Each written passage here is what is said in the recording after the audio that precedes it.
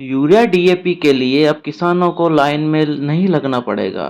सरकार द्वारा ई टोकन की व्यवस्था चालू की गई है, जिसमें अब किसान मोबाइल द्वारा भी टोकन बना सकता है। आइए किसान साथी इसकी पूरी जानकारी आपको सरल भाषा में बताते हैं। इसके लिए किसान को गूगल पर ई टोकन सर्च करना होगा।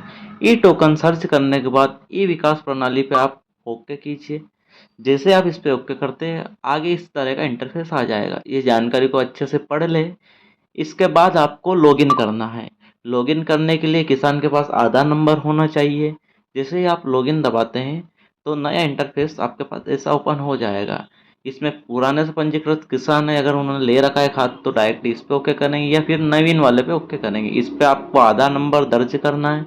आधार नंबर दर्ज करने के बाद आपको सहमति देना है ओटीपी के लिए। सहमति देने के बाद आप सत्यापित कीजिए। आपके रजिस्टर्ड मोबाइल नंबर पर जो आधार कार्ड से जुड़ा है उस पे 6 अंक का ओटीपी भेजा जाएगा।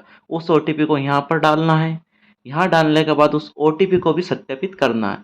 यह सब करने के बाद किसान के पास अगला इंटरफेस खुल जाएगा। इस इंटरफेस में किसान को पूरी जानकारी आ जाएगी।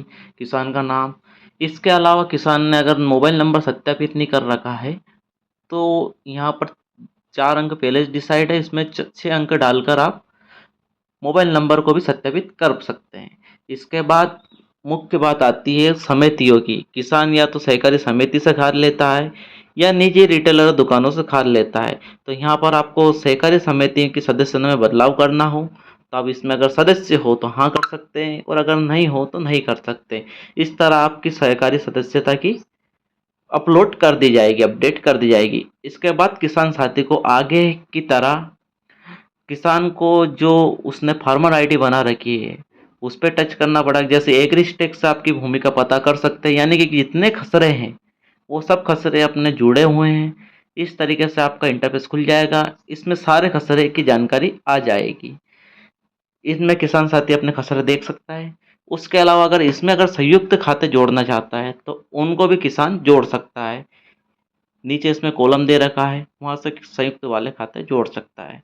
इसके बाद किसान को करना क्या है कि वो खाद कहाँ से लेना चाहता है, तो इसमें उसको जिले का चयन करना पड़ेगा। आप जिस जगह को वहाँ का चयन कर सकते हैं। इसके बाद बात आती है फसल जोड़ने की। कौन सी फसल के लिए आप खाद लेना चाहते हैं, उसके लिए आपको फसल जोड़ देना। यहाँ पर राइट एंड पे जो आता है कॉलम, इसमें पता होता है कि आप कौन सी फसल किस खसरे पे क्या लेना चाहते हैं, तो वो आप ओके कर सकते हैं। या मैंने एक ही फसल को कर रखा है, यहाँ आपको कृषि का चयन करना है या उद्यानिकी जो फसल आप लगाते हैं। यहाँ पर जैसे देखा जाए कि सोयाबीन का चयन करना है, मक्का का चयन करना है, धान हुआ, बाजरा हुआ, उड़द हुआ, अरहर हुआ, ज्वार, कपास, मूंगफली, ऐसी देखी जाए तो सारी फसलें खरीफ की फसलें दिखाई दे रही है यहाँ पे। इसमें आप ओके कर सकते हैं और उसके बाद आपको नया इंटरफेस आ जाएगा जिसमें आपकी फसल का चयन हो जाएगा। इसके बाद किसान आगे बढ़ना चाहिए। किसान को आगे बढ़ने के बाद अब खाद को चयन करने की बारी आ जाती है। किसान या तो स्वयं खाद लेना चाहता है तो स्वयं के लिए टिक कर सकता है। इसके बाद किसान को खाद जो लेना है, उर्वरक का प्रकार देखा जाए कि डीएपी लेना चाहता है, यूरिया लेना चाहता है, एमओपी लेना चाहता है, एसएसपी लेना चाहता है। जो किसान लेना चाहता है उस पर उसको ओके करना है। उसके बाद दूसरे वाले फॉर्मेट में, दूसरे वाले कॉलम में कौन से ग्रेड का लेना चाहता है, जैसे कि 12 32 16 ले रहा है, 20 20 0 13 है, 10 26 26 है, जो भी ग्रेड का लेना चाहे उस पर आप ओके करना है। जैसे आप इस पर टिक करोगे उसके बाद इस खाद की आपको कितनी मात्रा मिलेगी वो आपको प्रदर्शित की जाएगी। इसके बाद आप कितने खाद लेना चाहते हो, कितनी बोरे, वो आपको यहाँ पे ओके करना चाहिए और उसके बाद आप जोड़ दें, इससे कि आपकी बोरियां इसमें जुड़ जाएगी। इसके बाद देखा जाए तो नीचे आपको विकास खंड का चयन करना पड़ेगा। आप कहाँ से लेना चाहते हो, जैसे कि इसमें चयन कर दिया गया है पहले वाले कॉलम में देखा जाए। और दूसरे वाले कॉलम में, पहले वाले कॉलम में ये जैसे ब्लॉक का चयन कर दिया है, कौन सी विकास खंड से किसान ले रहा है। दूसरे वाले कॉलम में कौन से रिटेलर से ले रहा है, सहकारी सदस्यता सहकारी सोसाइटी आ जाएगी या प्राइवेट दुकानों का नाम यहाँ पे आ जाएगा जिसके बाद खाद वो उपलब्ध रहेगा। इस पे किसान को ओके करना है। इसके बाद अगला वाला कॉलम में कौन सी कंपनी का किसान चयन करना चाहता है वो चयन कर सकता है। जैसे इसमें इफ़को का कर दिया है। इसमें उर्वरक की कीमत जो किसान को देना रहेगी और सरकार की तरफ से कितनी सब्सिडी वो भी दिखाई देगी। अब उठाव कब करना चाहते हैं उस पर भी आप ओके कर सकते हैं। जैसे कि इसमें 8 तारीख का अपन कर रहे हैं, 8 तारीख को हम खाद उठा सकते हैं, तो ये तारीख दे रखी है इसमें। अब आखिरी में आ गए किसान साथियों, बस अपने को सारी जानकारी एक बार देख लेना है। उसके बाद नीचे दे रखे इस कॉलम पे ओके करना है, इससे कि आपको तुरंत कूपन जनरेट हो जाएगा।